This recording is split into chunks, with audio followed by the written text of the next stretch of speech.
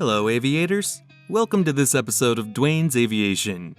The aviation industry has gotten to the point where anything that can be done has already been done, and airplane makers are simply optimizing their products to maximize income. The Eclipse 500, the cheapest jet ever made, conquered the belief that the quality of a product is a reflection of the price you paid for it, because at a starting price of $500,000 at the time of introduction, this jet was great. But this conquest took the company out of business before it could even enjoy the niche it created. The Eclipse Aviation Corporation did not come to play the game the traditional way.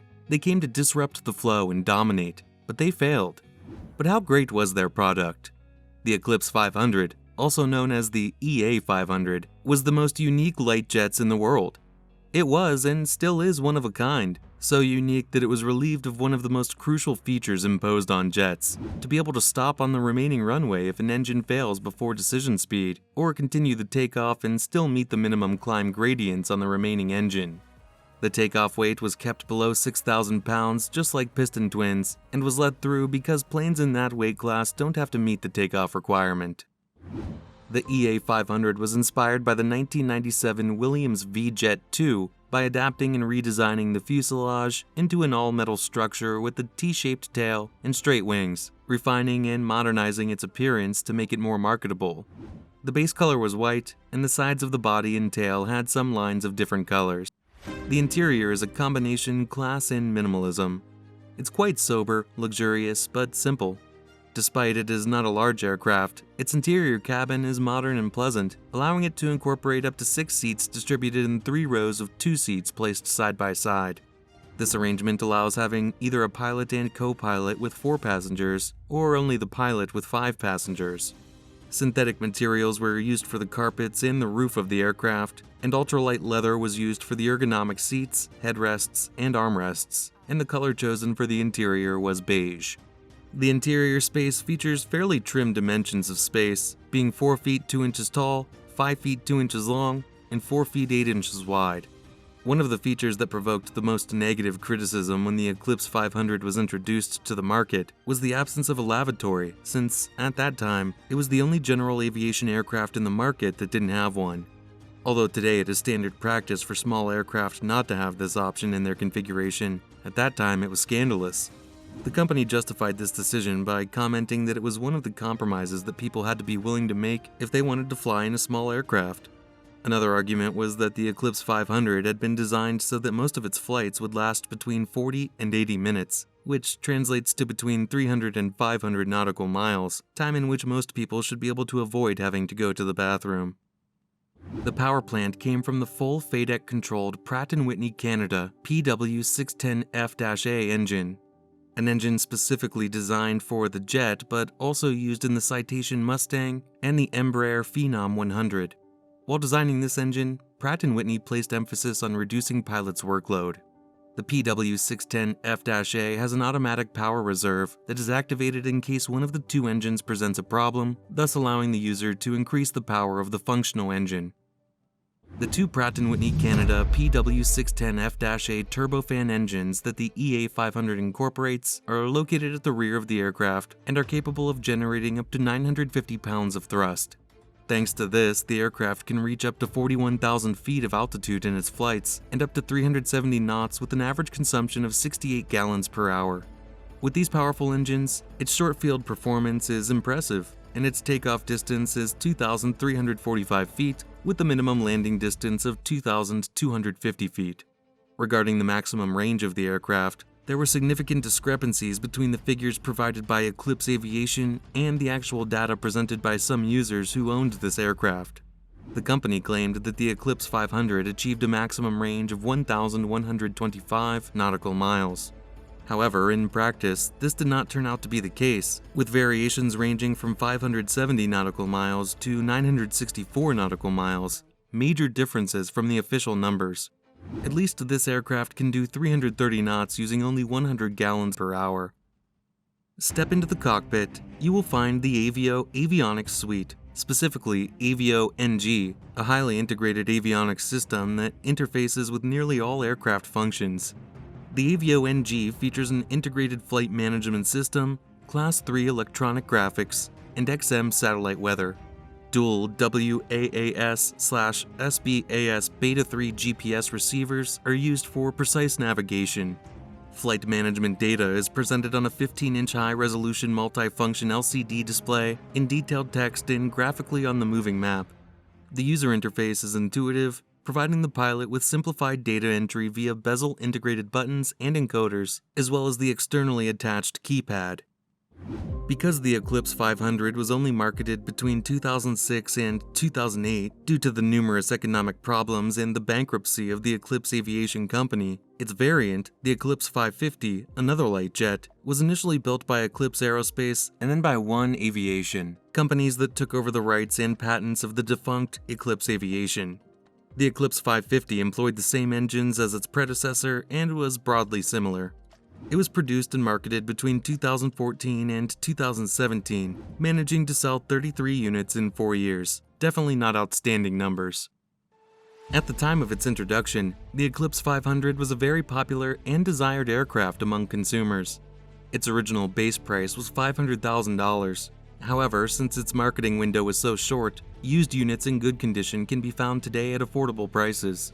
Today, used Eclipse 500s are for sale in the $700,000 to $1 million price range, more than the MSRP.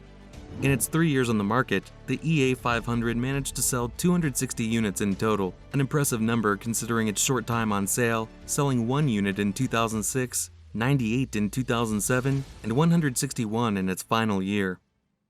How did a company with a product this great go out of business? The EA 500 is not particularly outstanding by today's standards, especially with the presence of the Phenom, Honda Jet, and the Vision Jet, but it beats these in the area of purchasing price and operating costs.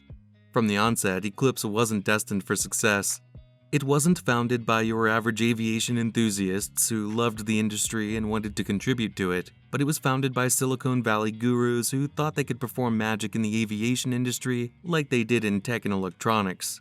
They placed emphasis on the economics of scale, where the average cost per unit of a product decreases with the increase in the scale of the output being produced.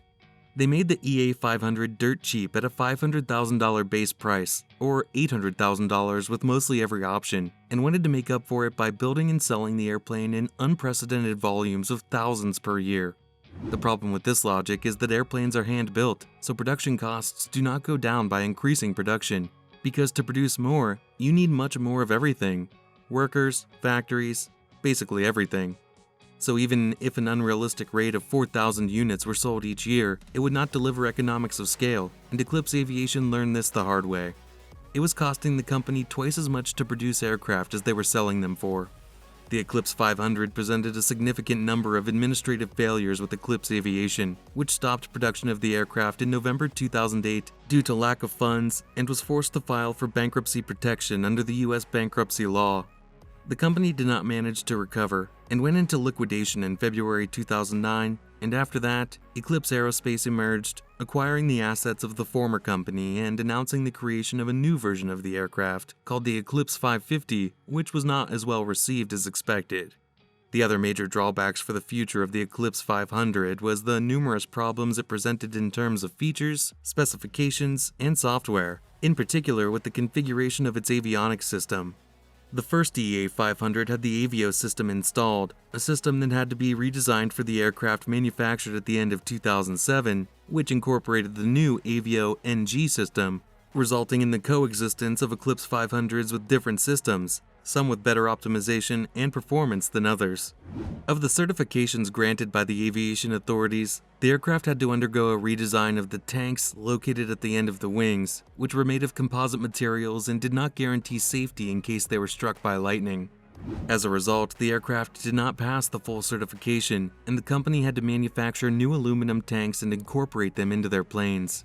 The aircraft was faulty, and there were discrepancies as to how it had managed to obtain certain permits.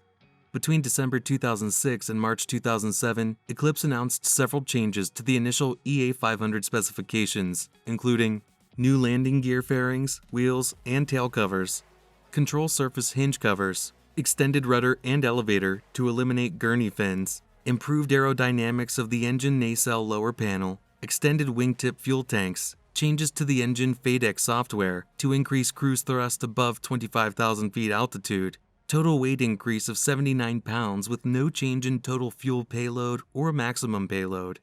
These features had to be included in all their units, both in the new ones as well as in the already delivered ones that had to be updated to the new standards. The EA500 was a pioneer in the small business jet market as it was a very light aircraft and was ideal for customers looking to make short flights with 1 or 2 additional passengers and a small amount of luggage. Eclipse Aviation, the aircraft's parent company, introduced friction stir welding on aircraft structures, and it was precisely this type of welding that was widely used on the primary structure of the Eclipse 500. In addition, this aircraft has a great advantage compared to others, and that is that it is very affordable to fly, which is very much appreciated these days. In the entire history of general aviation, there has never been a financial collapse of this magnitude. Investors in Europe have lost hundreds of millions of dollars, but people have also suffered greatly. Anyone that made a deposit lost their money, and anyone who got possession of one of the roughly 260 aircraft that left the factory has forfeited all warranties and pledges to modify the aircraft to a complete and functional state. There is no doubt that the company's management, its poor economic and administrative policies, and the lack of transparency with some specifications and characteristics of the Eclipse 500, which slightly decreased the promised overall performance, were problems that negatively impacted the aircraft. It will remain in the history of private aviation as the aircraft that could have been, but didn't make it. But we cannot forget that it brought important contributions to aviation in general, such as the welding system used in its structure, widely replicated later by other manufacturers, and the creation of a new, although brief and specific, type of aircraft. Fortunately, although this small American aircraft did not manage to stick around for long, the owners of the EA500 still keep it alive as a tribute to the early days of very light jets and continue to fly it through the skies without much difficulty. So what do you think of the Eclipse 500? Please let us know in the comments section below. Thanks for watching. Don't forget to like this video and subscribe to our channel.